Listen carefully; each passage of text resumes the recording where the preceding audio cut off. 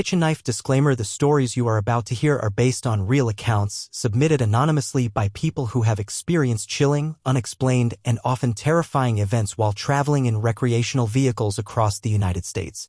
Some of the names, locations, and personal details have been changed to protect the privacy and safety of those involved. There's a kind of romanticism tied to the open road in America. The soft hum of tires on pavement, the wind slipping past the windows, the endless skies stretching out above national highways, it's the dream of freedom, escape, and the promise of adventure. For many, RV life is a way to break free from the noise and stress of urban living. It's waking up to the sound of birds instead of alarm clocks. It's coffee brewed on a portable stove and watching the sun rise through pine trees or over desert cliffs.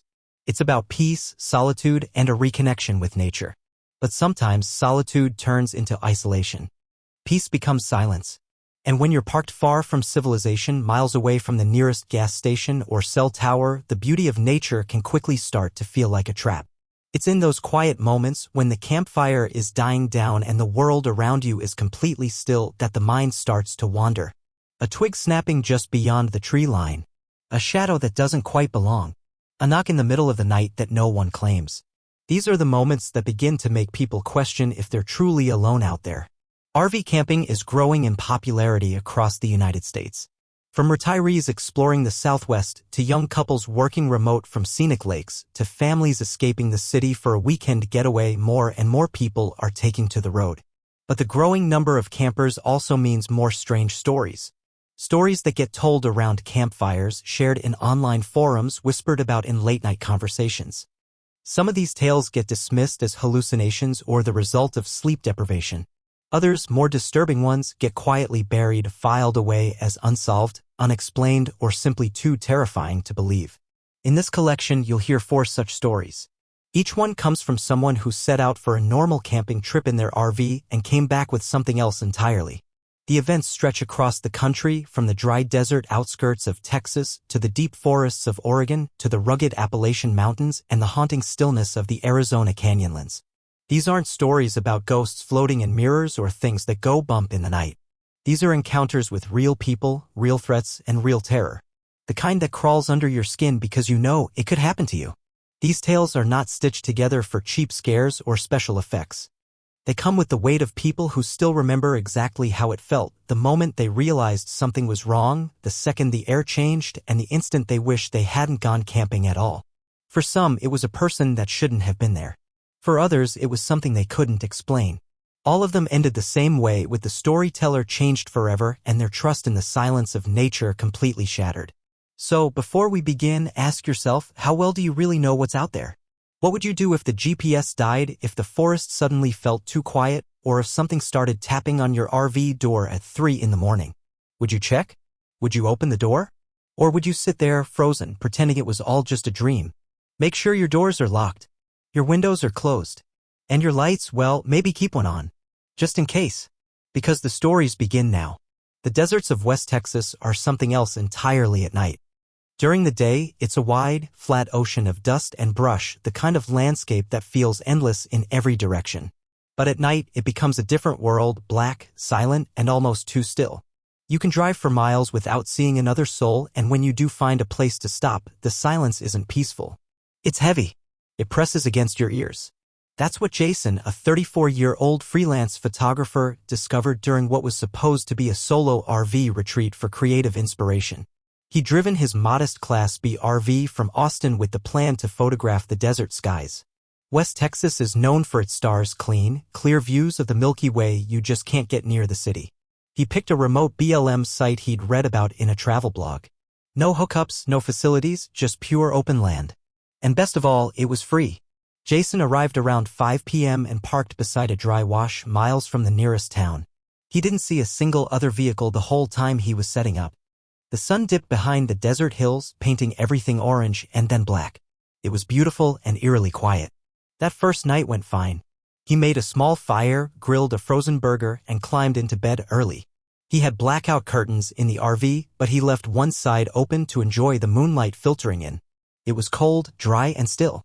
Perfect conditions for sleep.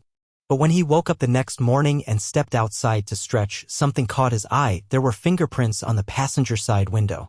Smudged, greasy, almost childlike in size. At first, he thought maybe he'd touched it accidentally while adjusting his camera the night before. But the marks didn't line up with his own hand. They were too far out toward the edge. He wiped it clean with a microfiber towel and shook it off. That night, things shifted. Around 1:45 a.m., he woke up to a strange sound. Not loud, just soft, almost like breathing. He stayed still for a few seconds, letting his eyes adjust to the dim light. At first, he thought it was the wind. But the RV wasn't rocking. The desert air was dead still. Then he saw it just barely through the small uncovered portion of the window near the bed. A silhouette. A man. Standing about 10 feet from the RV, completely still. Jason's heart dropped. He blinked several times, thinking it might be a trick of light or shadow, but the figure didn't move. It was just standing there, head slightly tilted, facing the RV, watching. Jason didn't dare move. He reached slowly for his phone, but there was no signal. He had no weapon, only a pocket knife in the drawer. After what felt like a full minute, he crawled out of bed as quietly as possible and slipped into the driver's seat. He didn't turn on the engine. Didn't want to attract attention. Instead, he sat there in silence, watching the shadow through the rearview mirror. After a few minutes, when he dared to peek again, the man was gone. The rest of the night was a blur of paranoia. Jason barely slept. Every sound made him jump. Every gust of wind felt like footsteps. At dawn, he stepped outside, circling the RV. More footprints this time. Barefoot. Human. The sand had preserved the shape clearly. They circled the RV twice. He packed up fast. Didn't bother making coffee or breakfast. Just threw everything into drawers and got the hell out of there. Later that day, he stopped at a gas station off I-10 to report what happened. The clerk, a tired old man in a faded cap, barely reacted. When Jason mentioned the barefoot prints and the man in the night, the clerk just nodded and said, "You ain't the first. Crazy guy's been creeping campers for years. Never caught him." Jason never went RVing alone again. He still has the photo he snapped of the footprints near the tire, a reminder that in the middle of nowhere, someone else was watching. Not a ghost. Not a monster. Just a man. A real, breathing person who waited until the world went dark and the road was empty to come a little too close. For many, the forests of Oregon are a dream. Towering evergreens, mist-covered trails, the fresh scent of pine and damp soil, it feels like a place untouched by time. That's exactly what drew Kate and Marcus, a married couple from Sacramento, to take their RV up north for a long weekend. They had recently bought a compact Class C motorhome, eager to spend time away from work and technology, just the two of them. No Wi-Fi. No distractions. Just silence. They settled on a quiet, dispersed camping spot deep in the Willamette National Forest, far from RV parks or campgrounds, but legal to camp in. The forest was dense and thick, the kind of place where daylight seemed to filter in reluctantly even at noon. They parked near a mossy clearing, set out some folding chairs, lit a small fire, and toasted marshmallows as the sun began to fade behind the tall tree line. That first evening was peaceful, even cozy. The sound of birds, the occasional cracking of branches, and the gentle hum of the forest made everything feel alive but safe. As darkness fell, the couple retreated into the RV, wrapping themselves in blankets and listening to music until they fell asleep. But sometime around 2 a.m., Kate woke to a faint sound. It wasn't the rustling of trees or the distant call of an owl, it was a voice. A child's voice. Just outside the RV. She held her breath and listened. It came again. "Help me, please." Soft. Almost like a whisper carried by the wind. At first, she thought it was a dream. But then she heard it again, clearer this time. A girl's voice. Young. Fragile. She nudged Marcus awake. He groggily sat up, confused. When she told him what she heard, he immediately turned off the small fan they used for white noise. They both sat in silence. And then it came again. "Can you help me?" Marcus pulled back the curtain and peered out into the dark. But their small porch light didn't reach far beyond the edge of the trees. There was nothing, just the dense forest, unmoving. Kate, now fully awake and trembling, whispered, "Should we go out there?" Marcus shook his head. "If someone needs help, why not come to the door?" The voice didn't call out again, but they didn't sleep for the rest of the night. In the morning, they found nothing. No footprints. No broken branches. No sign that anyone had been near their campsite. Maybe it was a lost hiker passing by, they thought. Maybe someone had gotten disoriented. They debated packing up but decided to stay just one more night. They kept telling themselves it was probably just a trick of acoustics, sound bouncing strangely in the forest. But the second night was worse.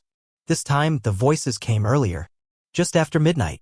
But it wasn't just the same girl's voice, it was more than one.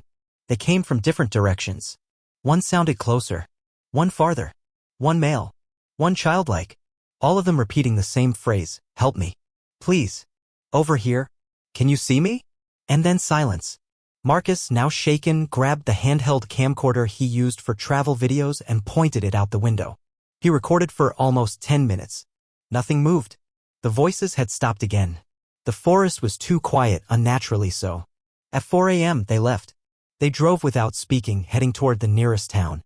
Once they found signal, they replayed the camcorder footage. Visually, it was just darkness and trees. But the audio? That was different. What they heard on playback made their blood run cold. It wasn't just voices. It was multiple voices layered on top of each other, overlapping unnaturally. Some whispered, others moaned. One deep voice said something in a language neither of them recognized. One female voice was repeating, in a slow, measured tone, "I see you. I see you. I see you." They turned the footage over to a forest ranger who listened carefully and then simply said, "That part of the woods, people say it echoes strange. Always has." When Marcus asked if others had reported the same thing, the ranger just looked at him and replied, "Not everyone comes back to report." To this day, Kate refuses to enter the woods. Even neighborhood parks make her uneasy. She doesn't like the sound of wind in the trees or the way shadows move through branches.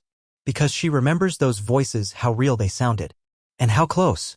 Not all horror stories begin in the dark. Some start under bright, cheerful skies, when everything feels safe, when danger is the last thing on your mind. That's how it began for Ben and Troy, two best friends in their late 20s who decided to take their RV on a week-long hiking and fishing trip through the Appalachian foothills. They'd grown up together, survived college, careers, even a pandemic, and this trip was meant to be their detox from it all. They parked their RV at a remote trailhead that allowed boondocking, just on the outskirts of North Carolina. The area was quiet but not deserted. A few other campers were parked farther down the gravel path, plenty of space between them for privacy. They chose a shaded area just before the tree line and set up their fire pit, a couple of chairs, and their fishing gear. On the second day, they met a fellow camper, someone they hadn't noticed pulling in. He introduced himself as Ray, a guy probably in his late 30s, thin, quiet, but friendly enough. He claimed he was hiking a section of the Appalachian Trail solo, just stopping overnight before heading north.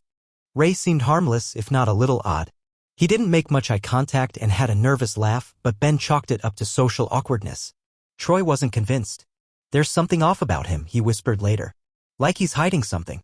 Still, when Ray asked if he could join their campfire that night, they said yes. It was just for a beer and some casual talk.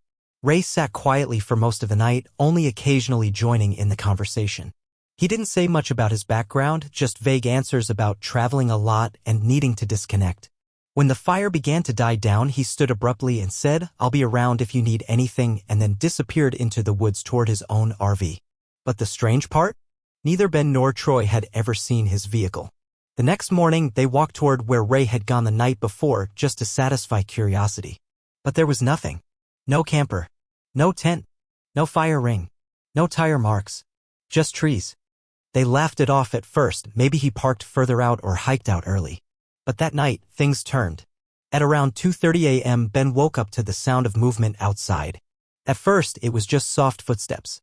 Then, a dragging noise, like someone pulling something heavy across gravel.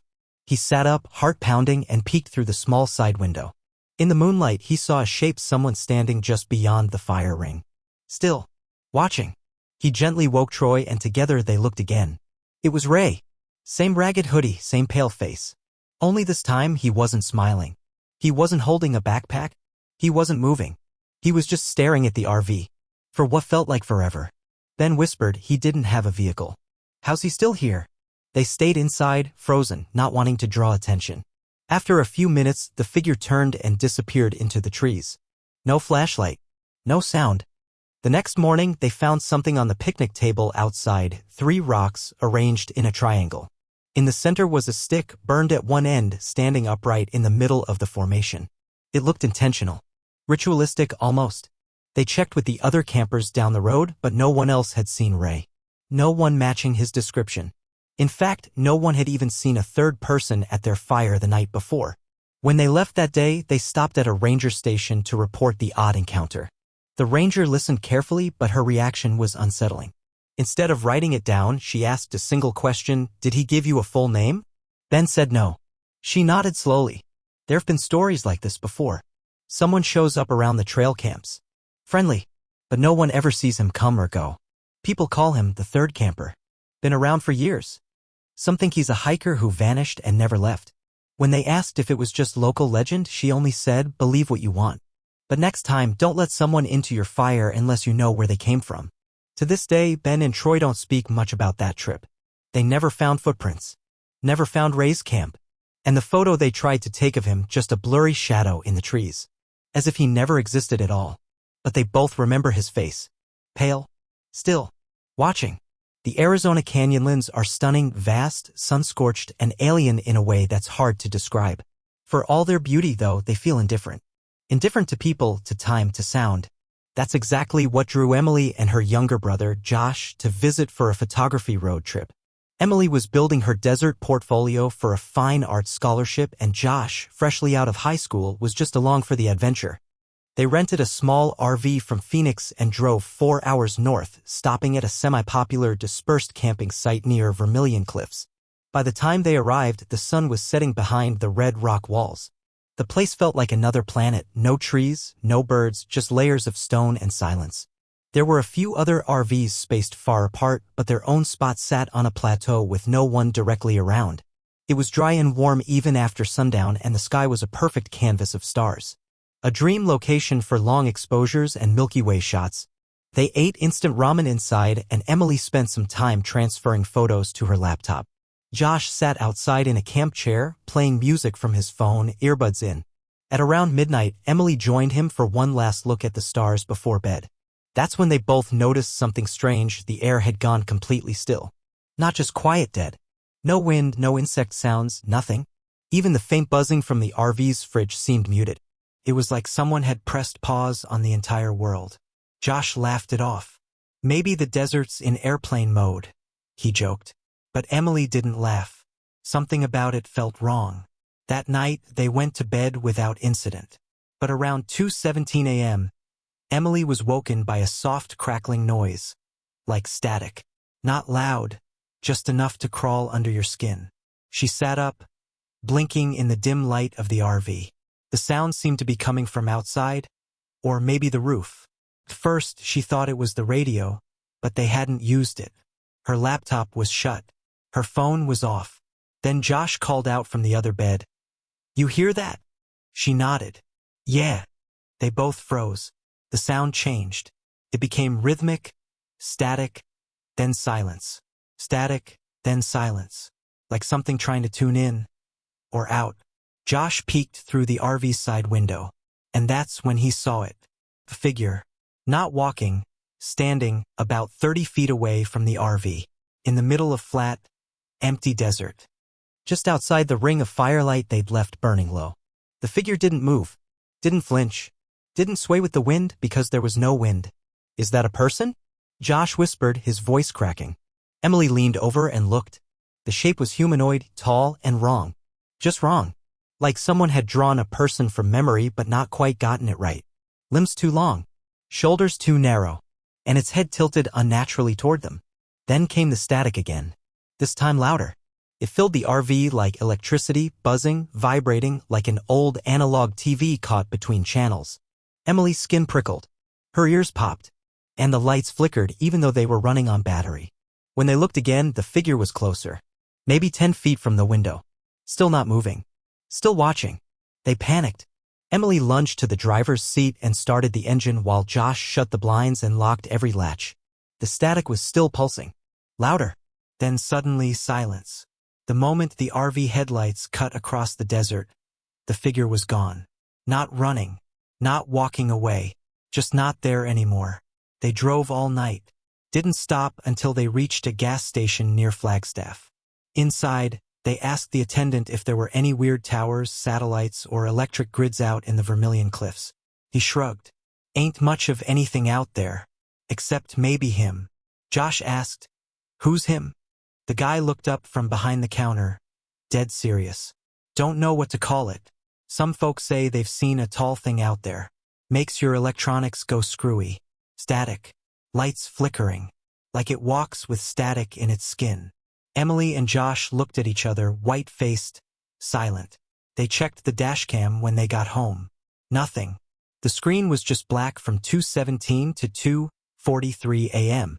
But the audio played back a low, repeating hiss. Then a voice, barely audible, hidden in the noise. Just 3 words, over and over. I see you. They sold the RV 2 weeks later. Neither has been back to Arizona since. The wilderness in northern Montana has a beauty that feels primal. Towering mountains, deep woods, endless skies. But there's something else, too. Something harder to explain. A heaviness. Like the land has a memory, and you're not always welcome in it. Cody and Elise, an engaged couple from Wyoming, had spent the past year renovating a vintage RV. It was their pride, their shared project. They wanted their first big trip to be special, untouched, wild. So they chose Montana. Glacier-adjacent, backcountry roads. No reservations. Just them, their RV, and a patch of earth with no cell signal. They found the perfect clearing off a Forest Service road. A flat piece of land tucked among tall pines, just past a forgotten ranger outpost. There were no other campers in sight. It was exactly what they'd hoped for.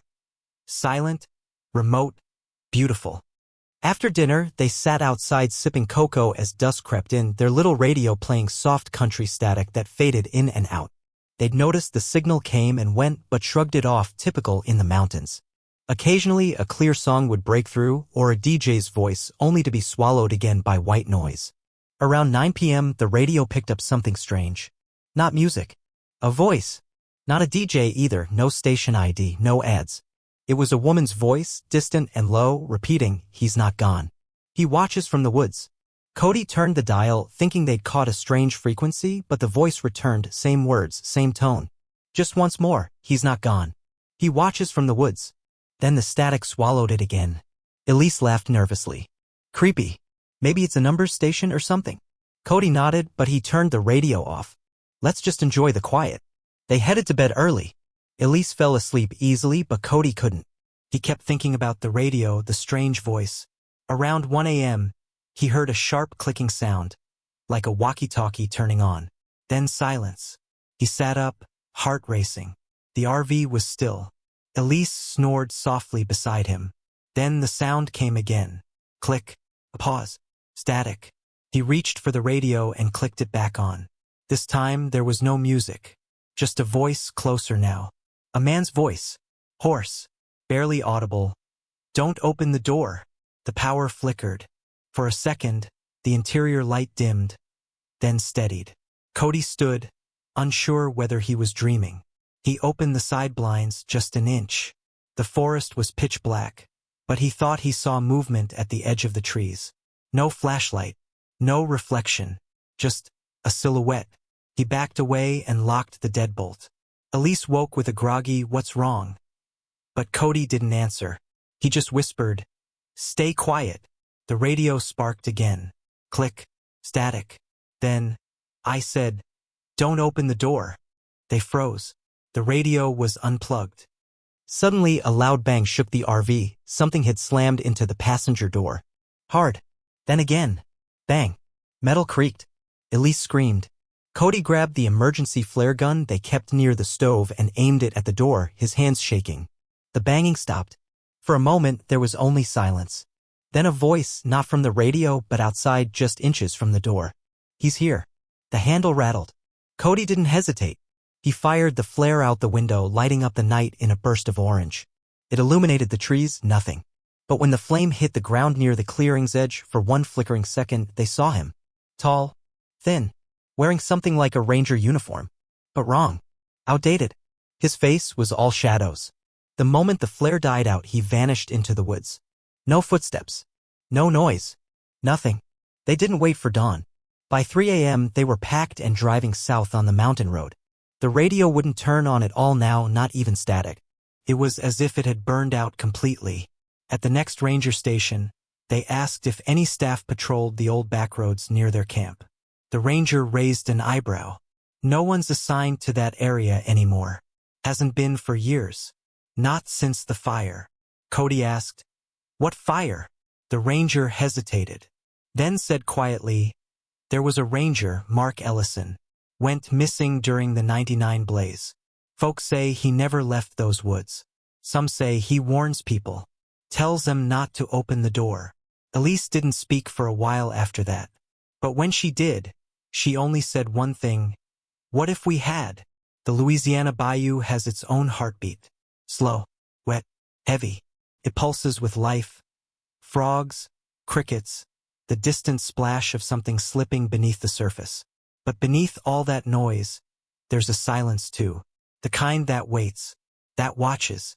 Tasha and Malik had no idea what they were stepping into when they decided to take their rented RV deep into bayou country. They were amateur wildlife photographers from Georgia chasing a dream of capturing gators, owls, and swamp deer in their natural habitat. They'd heard about a semi-legal RV spot near Lake Tensaw, a place known more to locals than tourists. It wasn't on the map, but they'd gotten the coordinates from a Reddit forum filled with outdoorsy types. Real old school, the post had said. No hookups. No cell service. No crowds. But don't leave lights on after midnight. They thought it was a joke. They arrived late in the afternoon, bouncing along a muddy dirt path lined with cypress trees. Spanish moss hung like ghostly curtains from the branches, and the air was thick with humidity and dragonflies. It was beautiful in a haunting, suffocating kind of way. There was one other RV already parked near the tree line. It looked older, with the windows covered in duct tape and old newspapers. An elderly woman sat outside in a rocking chair. She didn't wave. Didn't even look up. Just rocked. Tasha waved anyway. "Evening, ma'am." No reply. By dusk, the swamp orchestra was in full swing. Malik set up cameras while Tasha prepared their dinner inside. Around 10 p.m., the bayou quieted suddenly as if someone had turned down the volume. The frogs stopped. The wind dropped. Malik looked up from his camera. "Tash, do you hear that?" "No," she called back from the kitchen. "Exactly." They left the outside lights on mostly because it felt safer. But as midnight approached, something shifted in the air. The RV interior grew colder. The outside lights began to flicker even though they were running on fresh battery packs. Then came the knock. Just once. A slow, wet knock on the side of the RV. Malik froze. "Did you hear?" Another knock. They peeked through the blinds. No one. But something was wrong.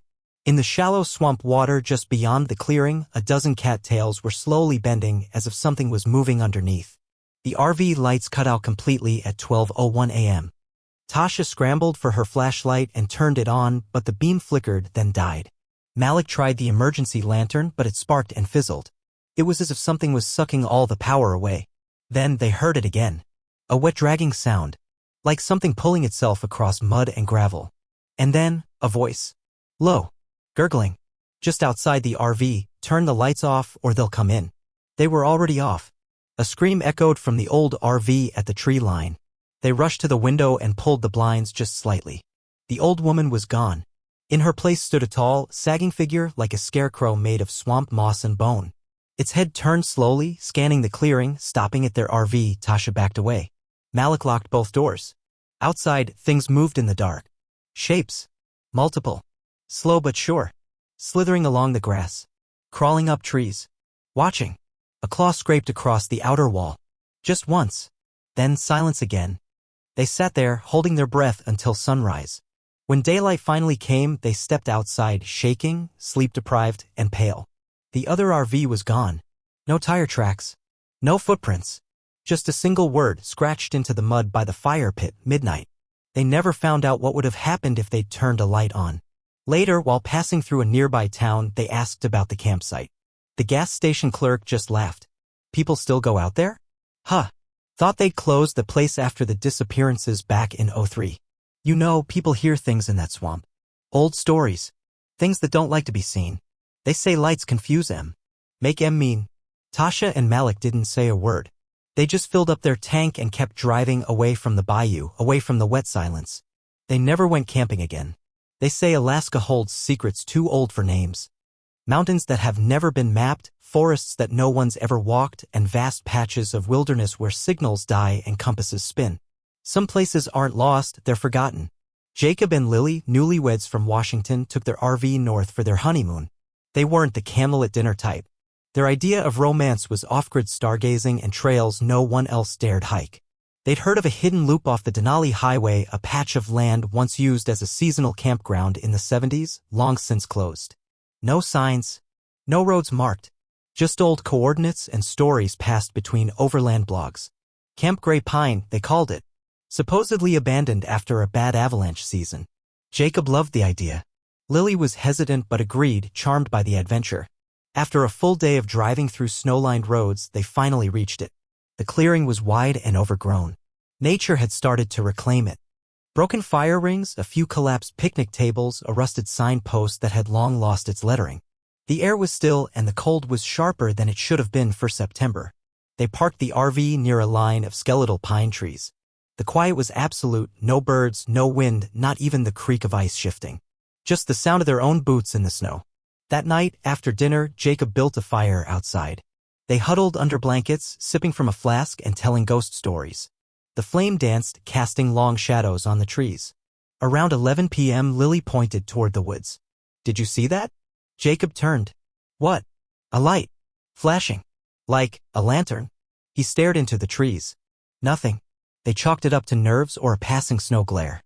But an hour later, as they climbed into bed, Jacob saw it too, a small flickering orange glow deep in the forest. Not moving, not constant, just pulsing. "Someone else is out here," he wondered aloud. "Impossible," Lily said. "We didn't see anyone for 40 miles. They agreed to check in the morning and went to sleep. But sleep didn't come easy. Around 3:09 a.m., Jacob woke suddenly. The RV was freezing. Their heater, which had been humming fine before, was now completely off. The lights were dead. Even his phone, fully charged at bedtime, was blank. He sat up. Then he heard it. Crunching footsteps. Not fast. Not chaotic. Just slow, steady crunches like someone walking through shallow snow around the RV. He looked out the frosted window. No one. But across the clearing, near the tree line, stood an old camping lantern. Lit. Burning steady. And beside it, a figure. Not walking. Not facing them. Just standing. Wearing a parka. Too bulky. Too old. Like something from the 1960s. The figure didn't move. Jacob whispered Lily's name, trying not to startle her. But before she could sit up, they heard the door handle move. Click. Click. Slow. Testing. Jacob reached for the emergency hatchet. "Who's out there?" he shouted. No reply. Then came the voice from inside the RV. A whisper. Not male. Not female. Not human. "Welcome back." They bolted. Jacob started the RV.